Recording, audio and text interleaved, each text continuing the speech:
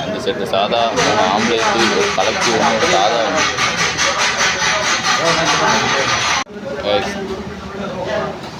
வந்தனையிலேருந்து இந்த கடையில் இருக்க எல்லோரும் தமிழ் தான் பேசிகிட்டு இருக்காங்க. ஒருத்தனுக்கு அது வித்தியாசமாகவே தெரியலையாம். நம்மளும் தமிழில் தான் பேசுவோம்.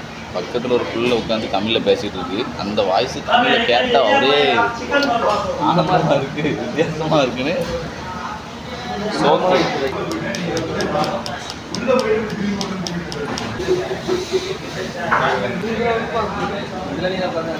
4 மாதம் ஆச்சு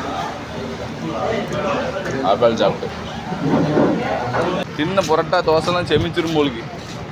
இன்னும் அவன் ஒரு கடையை தேடி அலைஞ்சிட்டு தான் இருக்கான். எந்த கடைன்னு தீரன் படத்துலாம் சொல்லாமல 2 கிலோமீட்டர்னு நடக்கான்.